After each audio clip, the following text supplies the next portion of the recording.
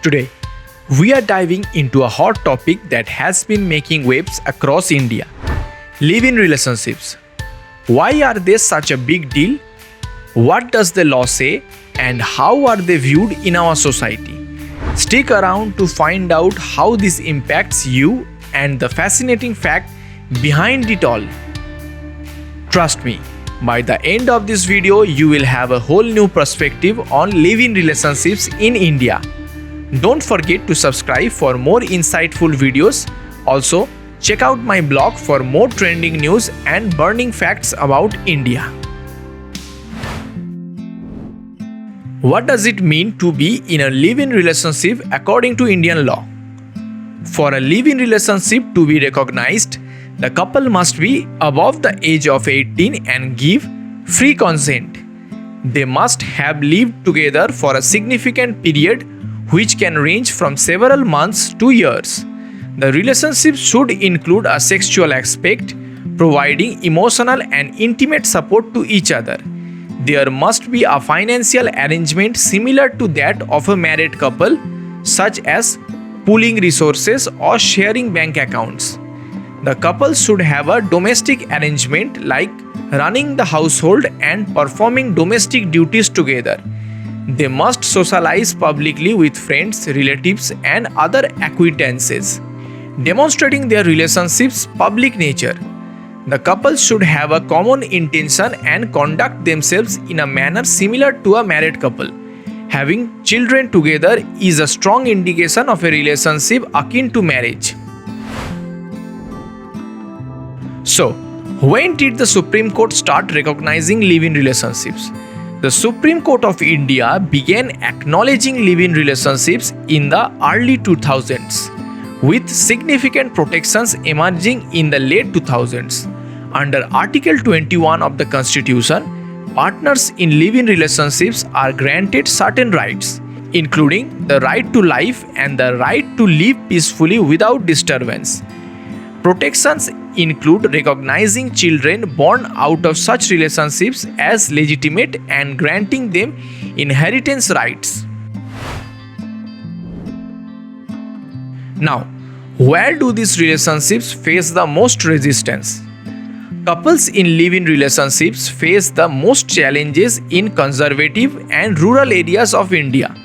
These areas often adhere to traditional and moral values that view live-in relationships as unacceptable. As a result, couples may struggle to find accommodation, face social scrutiny, and encounter disapproval from family and community members. Even in urban areas, finding landlords willing to rent to unmarried couples can be challenging due to the social taboo associated with the live-in relationships. Why is there so much stigma about live-in relationships in India? This taboo is rooted in deeply ingrained traditional and moral values that prioritize marriage as the acceptable form of cohabitation. Social stigma, cultural norms, and conservative attitudes contribute to the widespread resistance against the live-in relationships. These societal values often lead to difficulties for couples, including challenges in finding accommodation, facing social exclusion, and dealing with disapproval from family and community members. Before we move on, I want to hear from you. What do you think about live-in relationships? Drop your thoughts in the comments below and let's start a conversation. And if you haven't subscribed to my channel, do subscribe it. How is the recent legislation affecting live-in relationships? The Uttarakhand Uniform Civil Code Bill 2024 mandates the registration of live-in relationships within 30 days of their commencement. Failure to register can result in imprisonment of up to 3 months or a fine of 10,000. While the intention behind the legislation may be to provide legal recognition and protection to live-in couples, legal experts argue that it defeats the purpose of such relationships, which are inherently meant to be less formal and binding than marriages. The bill's requirement for registration and the associated summary inquiry process can be seen as an intrusion into the private lives of consenting adults. What happens when there are no clear laws? In the absence of specific legislation, live-in couples in India face several challenges. The lack of uniform civil code governing in live-in relationships leaves partners vulnerable to exploitation and abuse, as their rights and protections are not clearly defined. Women in live-in relationships may struggle to access protections under the Protection of Women from Domestic Violence (PWDV) Act 2005, which is not universally applied to such relationships. Partners, especially women, may have difficulty claiming maintenance and property rights, which are typically reserved for married individuals. Social disapproval and exclusion can make it challenging for couples to access legal and social services. Children born out of live-in relationships may face legal and social challenges, including issues of legitimacy and inheritance rights. Women may be vulnerable to economic and emotional abuse without clear legal protections.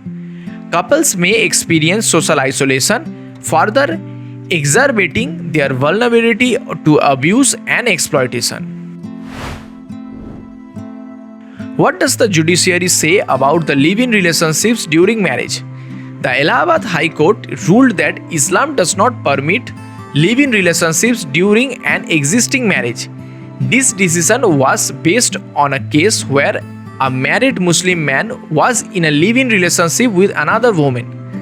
The court emphasized that such arrangements are not permitted under Islamic tenets and distinguished between legally recognized marriages and live-in relationships, which are not governed by specific laws and are considered immoral by society. The court declined to provide protection under Article 21 of the Constitution in this case, highlighting the importance of maintaining social coherence and the institution of marriage. How do religious beliefs impact these relationships? The perception of live-in relationship varies among different religious communities in India. For the large community of Hinduism, traditionally live-in relationships are not widely accepted. Although they are not explicitly prohibited, modern perspectives are more open, but many still view them as taboo. In Islam, as we mentioned before, live-in relationships during an existing marriage are not permitted. Even outside of marriage, they are often seen as immoral, though some modern Muslims may be more accepting. In Christianity, traditionally live-in relationships are viewed as a departure from the institution of marriage. Modern perspectives show greater openness, but the traditional view still dominates. Sikhism, Buddhism, and Jainism do not explicitly prohibit live-in relationships, but they are not widely accepted and are often viewed as a departure from traditional norms.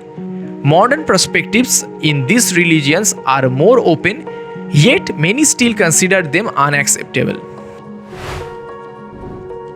So, how can we improve the situation for live-in couples?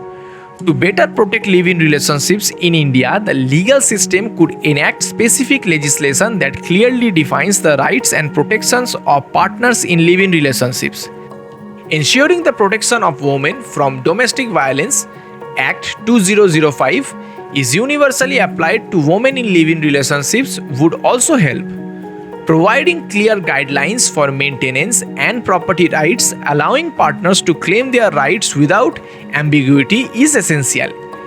Educating society to reduce the stigma associated with live-in relationships, promoting greater social acceptance and understanding is also important.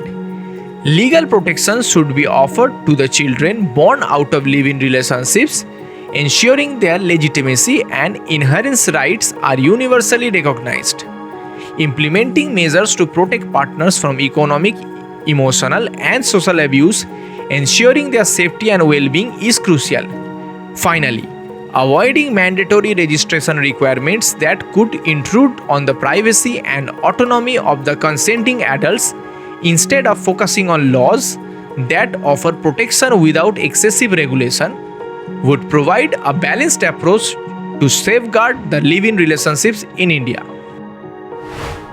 And that wraps up our discussion on live-in relationships in India. It's clear that while there are significant challenges and societal taboos, there is also a gradual shift towards acceptance and legal recognition.